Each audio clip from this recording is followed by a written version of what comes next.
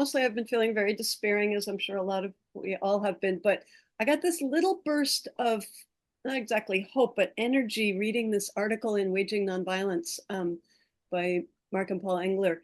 A new wave of movements against Trump is coming, and the article goes back to what happened during the first Trump administration, and we lost a lot of battles. We stopped him from doing some things, but not a lot of things. But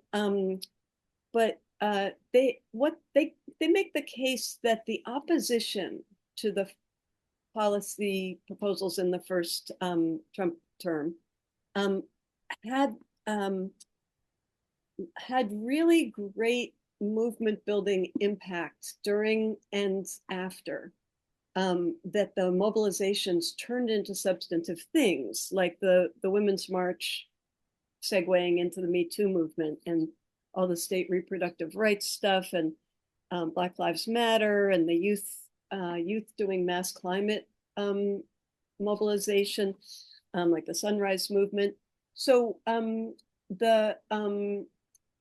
I wondered if you share their sense that that was the seed of all that great movement building, that it grew out of pushing back against Trump. And then do you have any hope that that will happen again?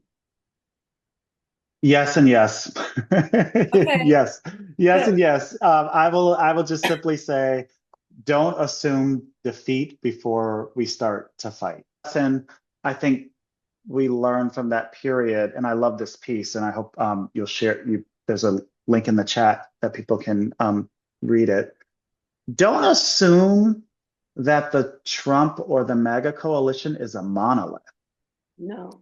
There is a lot of opportunity to go on offense and frankly wedge the other side like they wedge us and divide us all the time.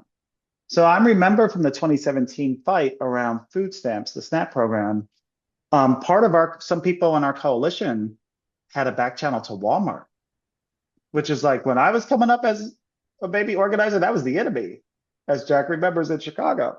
You don't talk to Walmart, that is the enemy. And what our coalition understood was that 13% of their revenue comes from the SNAP program. So Walmart had a self-interest in making sure the SNAP program didn't get cut. And that then led to Walmart putting pressure on their home state senators. Now, did it change votes? Not really, but it at least made it uncomfortable, Right. right? It at least neutralized maybe what would have been some more vocal opposition, support for cutting the program. So thinking like that, not assuming that like the right wing, whatever we might say, is a monolith. Like when it comes to Medicaid, there are a lot of rural hospitals that rely on Medicaid funding to exist. That is an organizing opportunity.